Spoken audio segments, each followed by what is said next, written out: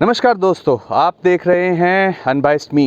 आज कांग्रेस लीडर जयप्रकाश ने हिसार में एमएलए आदमपुर यानी कि कुलदीप बिश्नोई के ऊपर जमकर तंज कसे। इन तंज में उन्होंने क्या कुछ कहा, आइए हम आपको सुनाते हैं। हम पूछो, आज के पूछोगे मेरे आज तारीख कांग्रेस पार्टी की सरकार आएगी और भूपेंद्र सिंह हुड्डा जिस दिन मुख्यमंत्री बन जाएंगे अगले दिन एक एक की जांच कराऊंगा बस। नहीं, मैंने ये कहा कि कुलदीप बिश्नोई जी ने एक बड़ा गलत काम किया है, जहां कांग्रेस पार्टी के साथ विश्वासघात किया।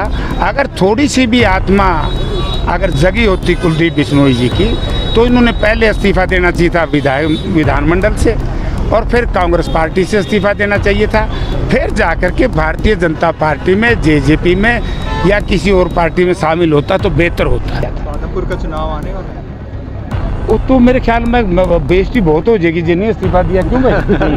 डेमोक्रेसी का, प्रजातंत्र का यही तकाजा है, अपने इलाके के साथ विश्वासघात करके। और ये दूसरी तरफ मैं ये भी सोचता हूँ कि इसका कसूर नहीं है, को पहली बार नहीं किया। आपको याद होगा कांग्रेस पार्टी के चुनाव निशान पर कुलदीप बिश्नोई 2004 में हमारे साथ एमपी बने थे भिवानी से, और इन्होंने जज को बना ली थी, उसका जज हजका। और 2006 में कह दिया कि हमने तो हजका बना ली, कांग्रेस छोड़ दी।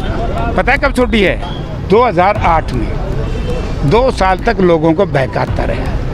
भारतीय जनता पार्टी ने इसके पुराने कुकर्मों को देख लिया है, वो इसका मतलब इनको लेने के लिए तैयार नहीं है। अगर भारतीय जनता पार्टी इनको लेने के लिए तैयार होती तो इस्तीफा दे के चले जाते। हिसार जिला के लोग, केवल हिसार जिला के लोग नहीं धरना दे रहे, पूरे भारतवर्ष में जहाँ तक मुझे ज्ञान है डिस्ट्रिक्ट हेडक्वार्टर के ऊपर कांग्रेस पार्टी के लोग धरना दे रहे हैं। कुलदीप का नाम नहीं लिया, बाकी सारी बात कह गए। किसका? कुलदीप बिश्नोई का नाम नहीं लिया, बाकी सारी बात कह गए, अंतरात्मा वाली ये नहीं। मैंने ये कहा कि कुलदीप बिश्नोई जी ने एक बड़ा गलत काम किया है, जहां कांग्रेस पार्टी के साथ विश्वासघात किया, वहां आदमपुर विधानसभा क्षेत्र की जनता के साथ विश्वासघात किया, जिन्होंने कांग्रेस पार्टी के चुनाव निशान पर इसको जिताया था।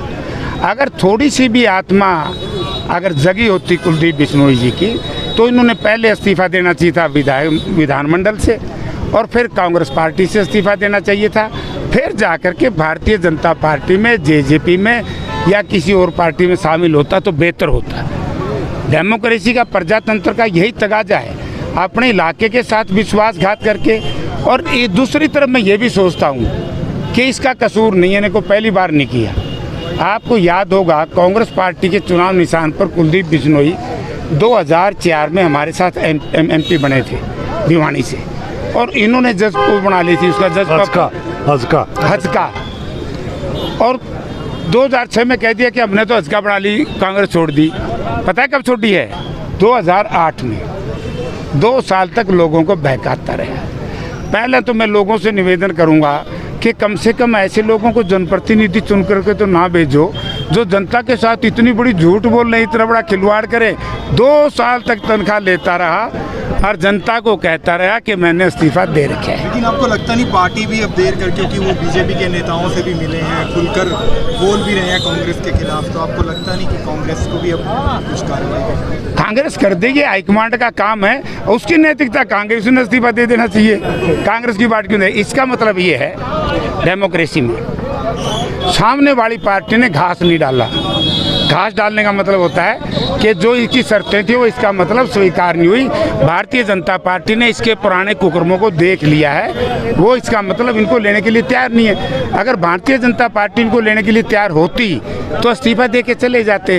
तो इसलिए मैं कहता हूँ, एक तो होती है ब्रांड माटी, समझो ना, ब्रांड माटी। और इस बार हालांकि गवर्नमेंट पर अपराधी अपने बंदूकों के साए में खूब मौज कर रहे हैं। कानून व्यवस्था जीरो है, महिलाएं सुरक्षित नहीं है। आए दिन आप जो लोग देख रहे हैं महिलाओं की क्या ब्रांड माटी कर रखी है, नौजवानों का रोजगार छीन लिया। मुझे आज ही पढ़ा था, बोला हम एसपीओ लाएंगे। मैं एक बात हरियाणा सरकार से पूछना चाहता हूँ, आप एसपीओ लाइए, हम उसके विरोध नहीं है, लेकिन आप पुलिस के कर्मचारी भी बढ़ाइए। पुलिस की भर्ती नहीं हो रही, 2 लाख वैकेंट पोस्ट है, क्यों नहीं करे वो भर्तियाँ? हर चीज़ को ठेके पे करने जा रहे हैं। ये सरकार बेरोजगार नौजवान साथियों की सबसे बड़ी दुश्मन सरकार है। और जिस तरीके से चौधरी भूपेंद्र सिंह हुड्डा ने, आपको याद होगा, 2 लाख नौजवानों को रोजगार दिया था। जब तो मैंने कहा था ना अब कि आदमपुर का जो चुनाव है एक ही मुद्दे पर लड़ा जाएगा। वो मुद्दा होगा, एक तरफ 6 साल ओम प्रकाश चौटाला का राज, एक तरफ 10 साल चौधरी भूपेंद्र सिंह हुड्डा का राज, 1 साल 8 वर्ष गठबंधन और इसका राज। तो इसमें लोग फैसला करेंगे कि कौन सा राज बढ़िया था। आदमपुर का चुनाव आने वाला है। वो तो मेरे ख्याल में बेइज्जती बहुत हो जाएगी जिन्हें इस्तीफा दिया। क्यों भाई? मेरे ख्याल में अडिक्कन लग रहे हैं, बेइज्जती होगी। हाँ जी, आप आ सकते हैं। देखिए पार्टी फैसला करेगी, लेकिन मैं एक बात जरूर कह सकता हूँ, आदमपुर विधानसभा क्षेत्र के मतदाताओं का मेरे सिर के ऊपर बड़ा कर्ज है।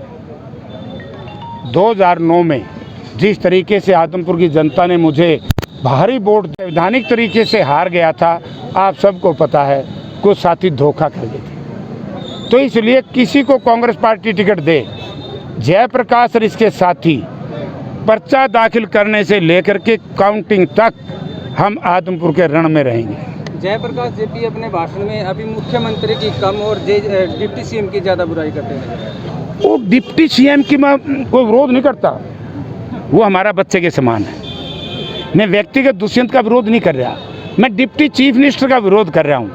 यदि लोगों ने वोट दी जेजेपी को, बीजेपी के खिलाफ दी नहीं। अगर दुष्यंत जब किसानों के ऊपर पहली मर्तबा पीपड़ी में लाठीचार्ज किया था, उसी दिन इस्तीफा देकर के सरकार से बाहर आ जाता, ये सरकार गिर जाती कि नहीं गिर जाती? तो सरकार किसने बना रखी है? बीजेपी की तो सरकार नहीं है, ये जेजेपी ने बना रखी है। और उसी पे जो महकमे हैं उन्हीं में ज़्यादा भ्रष्टाचार है। मैं मरूं और कट जाऊं, तुम कहे फिर शराब के खिलाफ भी नहीं बोलूं, रेवेन्यू डिपार्टमेंट में भ्रष्टाचार है उसमें भी नहीं बोलूं, PWD में सड़क बनता है पहला रोड उखड़ जाए क्योंकि 20% टैक्स ले कमीशन ले में पहले ही, उस पर भी नहीं बोलूं, आपका लेबर की हालत क्या हो रही है उस पर भी नहीं बोलूं, तो फिर मरूं। भाई भ्रष्टाचारियों का टोल इकट्ठा हो गया, सरकार नहीं है।